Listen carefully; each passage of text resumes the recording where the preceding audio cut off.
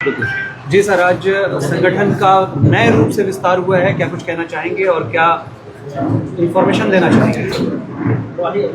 पिछले विधानसभा चुनाव में जन स्वराज पार्टी की हार के बाद हम लोगों ने गहन चिंतन मनन करके जो कमियां थीं, जो संगठन से संबंधित कमियां थीं, उनको दूर करने की एक्सरसाइज शुरू की है, जिसके तहत कुछ दिन पहले हमने चंपारण जाकर वहाँ के 3 जिलों को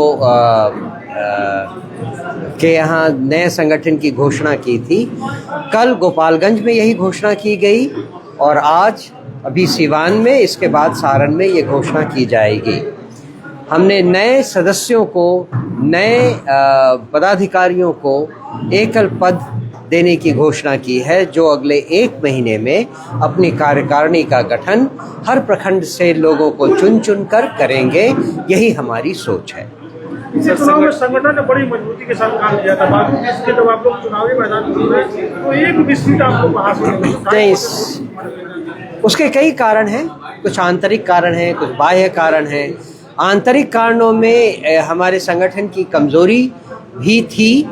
उसका मुख्य आयाम ये है कि हम प्रखंडों तक अपना संगठन बना पाए थे, लेकिन ग्राम पंचायत, ग्राम सभाओं, ग्राम लेवल तक और वार्ड लेवल तक हमारे संगठन को मजबूती नहीं मिल पाई थी। और एक और भी कारण था कि हमारे उम्मीदवार बहुत अंत में डिक्लेयर किए गए, घोषित किए गए।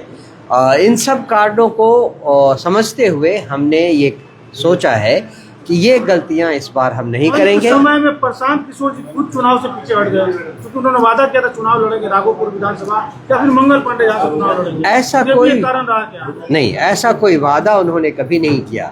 उन्होंने केवल इतना कहा था कि अगर पार्टी चाहेगी तो वो कहीं से भी चुनाव के लिए खड़े होने को तैयार है, चाहे वो राघोपुर हो, चाहे मंगल पांडे के अगेंस्ट हो या नीतीश बाबू के अगेंस्ट हो। सर, ये उन्होंने कहा जी, एक बड़ा ये दिलचस्प मामला सामने आ गया है। नीतीश कुमार को बिहार के मुख्यमंत्री पद को छोड़ना पड़ रहा है, राज्यसभा जा रहे हैं। प्रशांत किशोर ने कहा था कि इलेक्शंस के बाद वो मुख्यमंत्री नहीं रहेंगे, लेकिन 3 महीने के बाद वो जो उनकी बातें थी वो बिल्कुल सामने आ चुकी है। तो क्या कुछ कहना चाहेंगे इसको लेकर? नहीं, प्रशांत जी ने पहले ही समझ लिया था कि बीजेपी इस बार नीतीश जी को बिहार का मुख्यमंत्री नहीं रहने देगी, ये निश्चित था।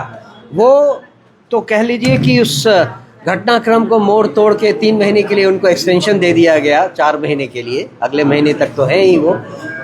तो प्रशांत जी की बात सच हुई, पर उसके साथ साथ जो बात समझने की है वो ये कि बिहार की जनता के साथ बीजेपी के लोगों ने बहुत बड़ा धोखा किया है। जो कुछ सोचकर बिहार की जनता ने नीतीश बाबू को जिताया और गठबंधन की सरकार एनडीए के साथ बनाई, वो सारा का सारा आधार इन लोगों ने तोड़ दिया है। इस बात को बिहार की जनता भूलेगी नहीं और हम उनको भूलने नहीं देंगे। जदयू के लोग खुद ही बहुत नाराज हैं और बिहार की जनता इस बात से बहुत आहत है कि जो योजनाएं नीतीश बाबू ने चलाई थी, वेलफेयर स्कीम वगैरह, उनका अब क्या होगा अगर वो यहाँ नहीं रहे। ये सारी की सारी चीजें अब शंका के दायरे में चली आई। तो जल्दी पंचायत स्तरीय चुनाव भी होने वाले हैं, तो क्या जन स्वराज की भूमिका पंचायत स्तरीय चुनाव में भी देखी जाएगी? हम लगभग ये मन बना चुके हैं कि अभी से लेकर आगे हर चुनाव में, हर स्तर के चुनाव में भाग लेंगे, लेकिन पंचायत चुनाव में हम हिस्सा ले या नहीं ले, विभिन्न जिलों में प्रशांत जी अभी दौरा कर ही रहे हैं। आप अभी वो रोहतास बक्सर में हैं और वहाँ पे हर जगह जिलों में वो लोगों से उनकी राय मांग रहे हैं कि उनके अनुसार हमें इन चुनाव में भाग लेना चाहिए या नहीं।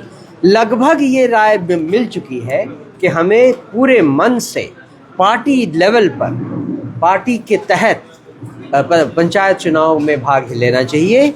ये इससे हम बिहार में व्यवस्था परिवर्तन की तरफ एक दृढ़ कदम बढ़ाएंगे। सर, एक लोगों को संबोधित कर रहा है तो आपने जीएसपीसी का नाम लिया कि जिस तरह से अंत तक उनको साथ रखा, उस तरह नहीं रखना चाहिए था। ये बातें आपने जी हाँ, वो कहा है हमने। और ये एक प्रोफेशनल टीम है जिनका काम अभी भी हमारे लिए इम्पोर्टेंट है, जो कि हमें बहुत तरह की स्टैटिस्टिक्स और डाटा और डिटेल्स बताते हैं, पर इनका काम पटना में है जिनको हम वहाँ इस्तेमाल सर, एक करेंगे। अंतिम सवाल, जिला अध्यक्ष का चुनाव अब आपने कर दिया है, किन कारणों से और किन वजूहात के बिना पर उनको जिला अध्यक्ष बनाया गया है, क्या उसके बारे में कुछ बताएंगे और किन को बनाया गया है? इस घोषणा के पहले विस्तृत चर्चा की गई थी, जिले के लोगों को बुलाकर, प्रमुख लोगों को बुलाकर, यहाँ आकर यहाँ के लोगों को प्रशांत जी से मिलाकर, फिर प्रशांत जी यहाँ आए थे, वहाँ वो बहुत वाइड स्पेक्ट्रम से लोगों के साथ बातचीत की।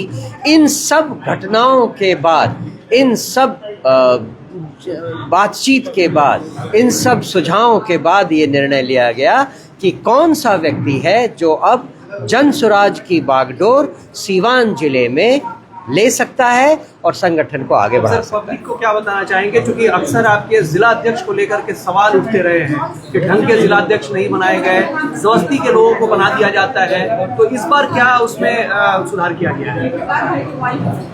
सीवान की जनता को यही संदेश है कि जन स्वराज की मूलभूत आत्मा से जुड़े और बात समझे कि जन स्वराज क्या चाहती है। बिहार में व्यवस्था का बदलाव हमारा लक्ष्य आज भी है और कल भी रहेगा। हमेशा ही हम इस काम में लगे रहेंगे। रास्ते में जो कठिनाइयाँ आती हैं उनको हम दूर करने की भरसक कोशिश करते रहेंगे। इसमें आप हमारा साथ दें। तो आप सुन रहे थे मनोज भारती को, जो बता रहे थे कि संगठन में जिला अध्यक्ष समेत वो तमाम लोगों का चुनाव हो गया है और आज